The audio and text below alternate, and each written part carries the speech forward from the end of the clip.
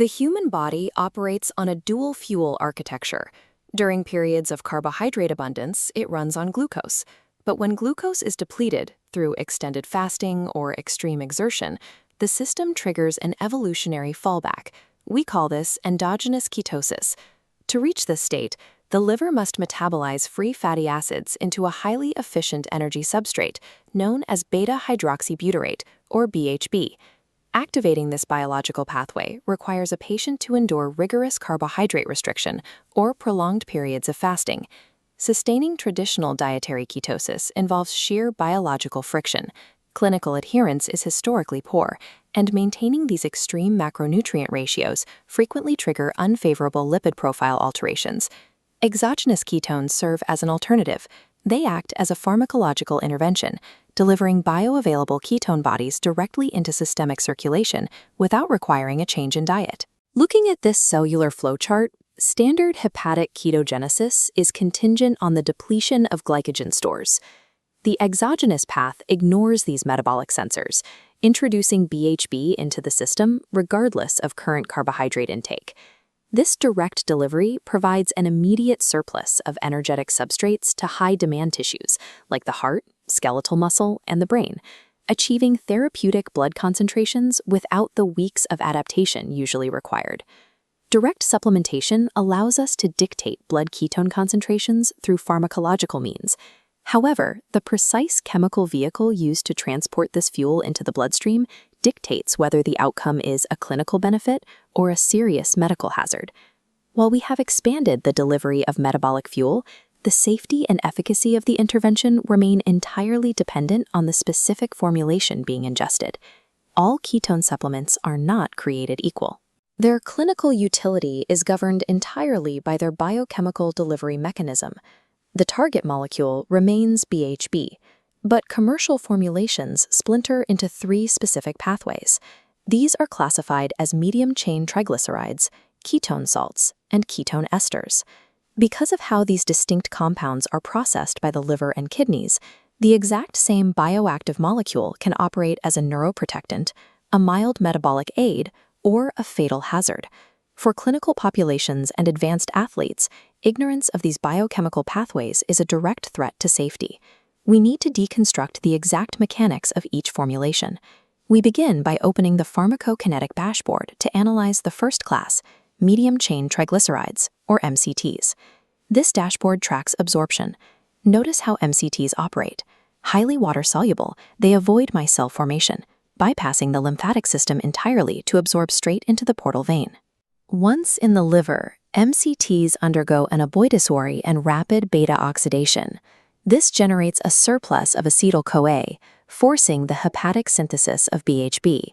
The limitation is physical tolerance. To elevate blood BHB above 1 millimole per liter requires doses that trigger severe osmotic shifts in the gut. The maximum safe threshold before acute abdominal distress occurs is roughly 30 grams. Ketone salts deliver BHB directly into systemic circulation, avoiding hepatic synthesis. As the dashboard shifts to salts, notice the structure. The active BHB is tethered to a dense cluster of mineral salts. These commercial formulations frequently utilize a racemic mixture. They combine highly active DBHB with the levo enantiomer, LBHB. The human body struggles to metabolize LBHB. It inflates total measure blood ketone levels on a test, but is largely excreted in urine without providing oxidizable energy. To deliver a clinically significant amount of actual bioactive DBHB, the patient must consume an extreme volume of the attached minerals, predominantly sodium and potassium. Salts offer a more direct route than MCTs, but they trade gastrointestinal cramping for a severe mineral burden that compromises baseline electrolyte homeostasis. Ketone monoesters are engineered as a solution for the specific bottlenecks found in both MCTs and salts. This section illustrates the monoester mechanism, a dual delivery system. Upon ingestion, a gut esterase splits the molecule in half. One pure DBHB molecule enters the bloodstream directly, while a precursor routes to the liver for conversion into a second DBHB molecule. This specific kinetic profile generates significant potency. Blood BHB concentrations spike rapidly, reaching levels between 3.0 and 6.0 millimoles per liter within 45 minutes of ingestion. The drawbacks are tied to this structure. The esterification process creates an intensely bitter sensory profile that provokes immediate nausea. Additionally, the butanediol precursor introduces theoretical long-term stress to the liver. Monoesters offer the highest raw biochemical power available, yet their harsh palatability and high cost restrict them from widespread clinical application. This potency has fueled a pervasive misconception in sports science, the claim that exogenous ketones are an acute fuel for explosive athletic events. The prevailing theory suggests that oxidizing ketones during steady-state aerobic output effectively spares glucose for late-stage, high-intensity sprints. Clinical evidence shows the opposite.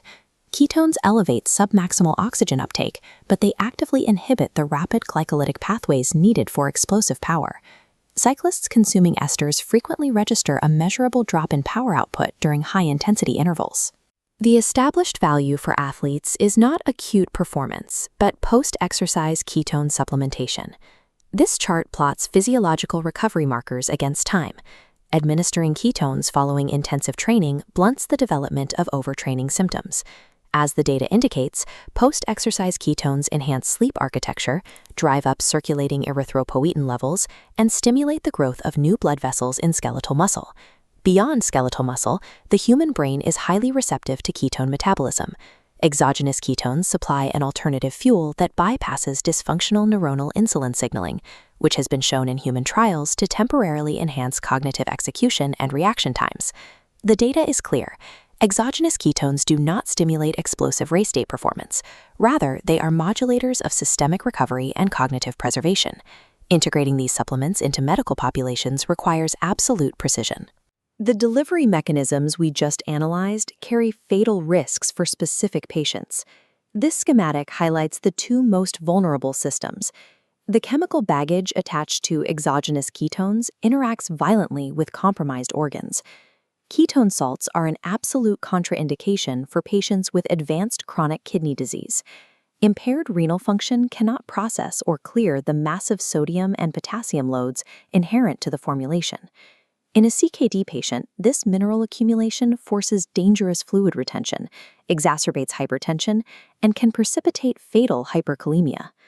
For the failing heart, ketone bodies themselves are the preferred fuel for ATP production. However, providing that fuel via ketone salts introduces a massive sodium load that directly violates the rigid volume restriction protocols for congestive heart failure, risking acute volume overload and pulmonary edema. There is also a metabolic danger. Exogenous ketones are strictly contraindicated for diabetic patients utilizing SGLT2 inhibitors. Combining the two creates a markedly elevated risk of triggering euglycemic diabetic ketoacidosis. The biological efficacy of the ketone molecule is irrelevant if the chemical delivery system triggers a lethal event. Formulation dictates survival.